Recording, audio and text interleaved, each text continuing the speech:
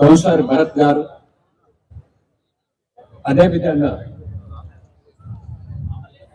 Kollapur municipality పుర ప్రముఖులు, వివిధ జిల్లాల నుంచి వచ్చినటువంటి మిత్రులు, అదేవిధంగా యూనివర్సిటీ వచ్చినటువంటి విద్యార్థులు, మేధావులు, అదేవిధంగా ఉన్నటువంటి కళాకారులు, అక్కలారా, అన్నలారా,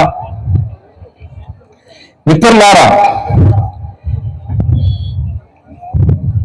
గద్దర్కి సంబంధించినటువంటి అంటే గద్దర్ ఇక్కడ ఉన్నటువంటి కొల్లాపురంకు తర్వాత గద్దర్కు చాలా సంవత్సరాల నుంచి కూడా మాకు ఉన్నటువంటి అనుబంధ సంబంధం ఉంది. ఇక్కడ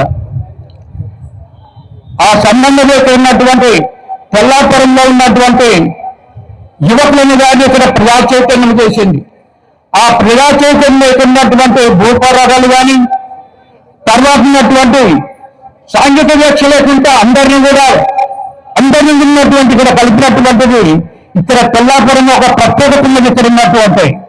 ఇక్కడ ఉన్నటువంటి ఏమున్నటువంటి 1981 నేను సర్పంచ్ అయిన తర్వాత దగ్గర ఒక 30 సంవత్సరాలకి సర్పంచ్ చెప్తున్న తర్వాత కొల్లాపురంలో ఎక్కడ ఉన్నటువంటి ఇక్కడ అన్ని కులాలను కూడా ఇక్కడ ఉన్నటువంటి మేమున్నటువంటి ఇక్కడ రెడ్లు కానీ ఇక్కడ ఉన్నటువంటి బీసీలు కానీ ఇక్కడ ఎస్సీలు కానీ అందరూ మేము ఐక్యమత్యం కలిపినటువంటి దానికి ప్రధానంగా ఉన్నటువంటి కారణం ఉన్నటువంటి గద్దర్ గారే.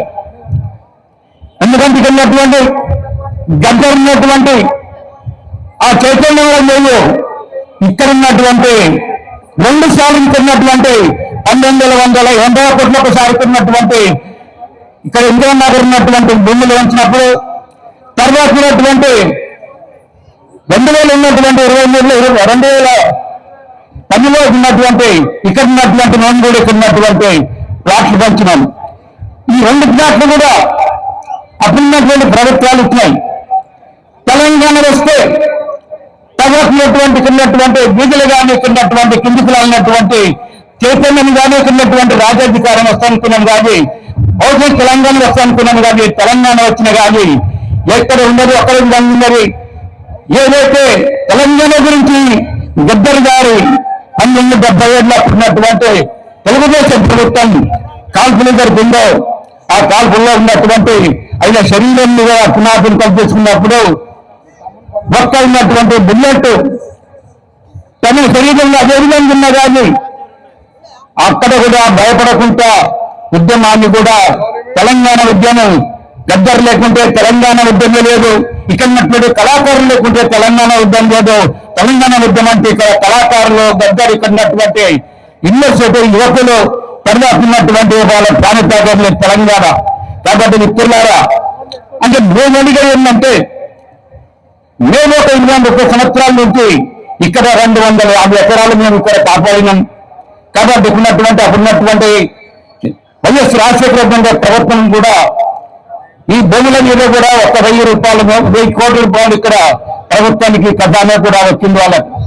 అందుకు ఇక్కడ మేము ఎందుకంటే 250 ఎకరాలు మేము కాపాడినాం. కాబట్టి రియల్ ఎస్టేట్ కాకుండా ఇక్కడ ఉన్నటువంటి ఇక్కడ ఒక కల్చర్ అభివృద్ధి కావాలి. ఎందుకంటే ఇక్కడ మొత్తం కంప్లీట్ ఇక్కడ విల్లాసులు కానీ అపార్ట్మెంట్స్ కానీ ఇవన్నీ వచ్చేస్తున్నాయి.